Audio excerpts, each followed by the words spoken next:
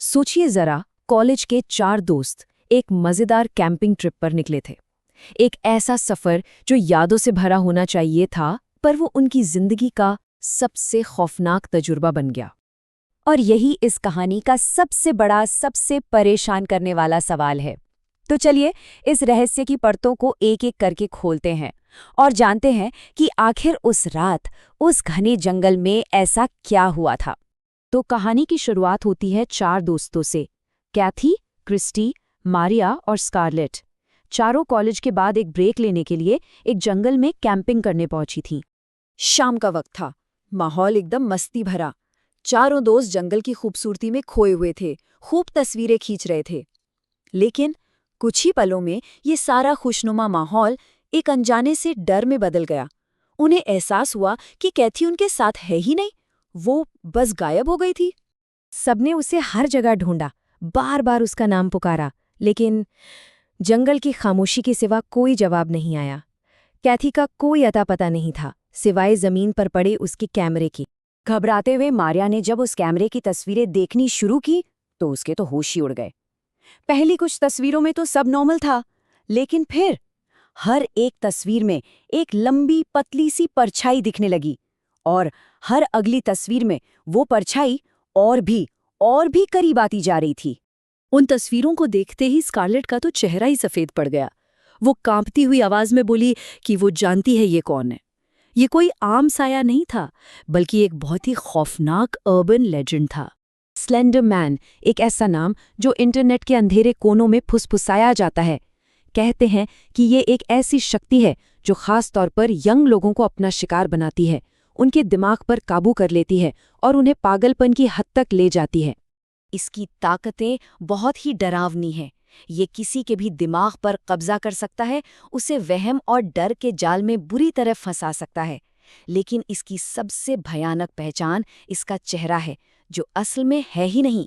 जी हाँ, पूरी तरह से सपाट, बिना किसी आंख, नाक या मुंह के।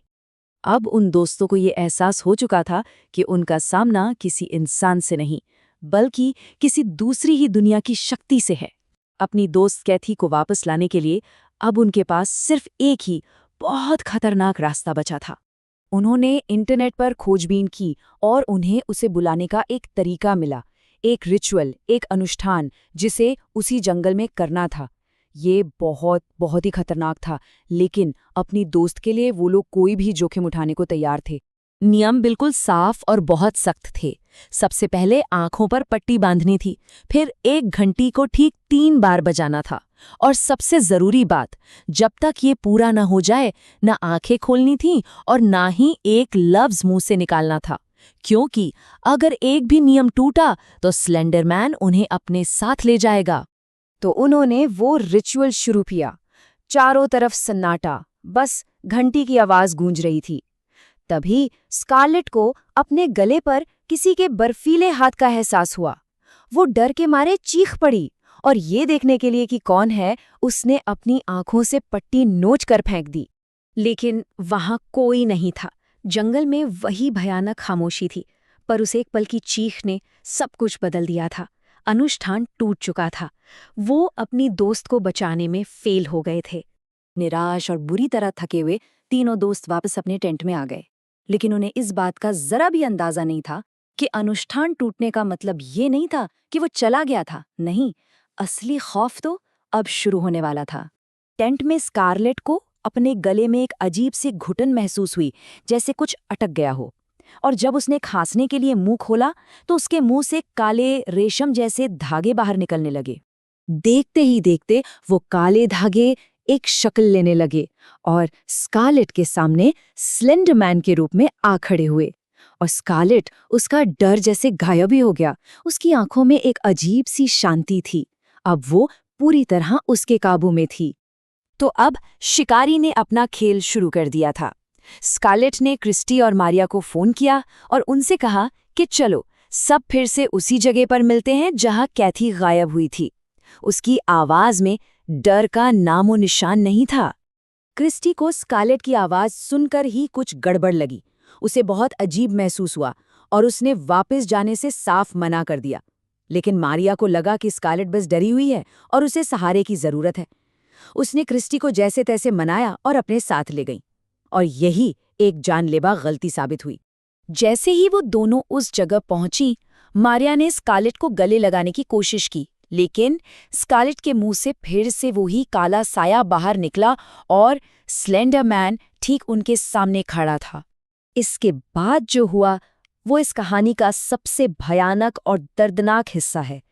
एक ऐसा अंत जिसने एक जिंदा इंसान को भी मौत से बदतर जिंदगी जीने पर मजबूर कर दिया। क्रिस्टी, जो डर के मारे वापस कैंप की तरफ भाग रही थी, उससे मारिया की दिल दहला देने वाली चीख सुनाई दी। वो पलटी और एक पेड़ के पीछे छुपकर देखने लगी। उसने देखा स्लेंडर मैन मारिया के ठीक सामने खड़ा था। बस एक पल की चीख और फिर मौत जैसा सन्नाटा।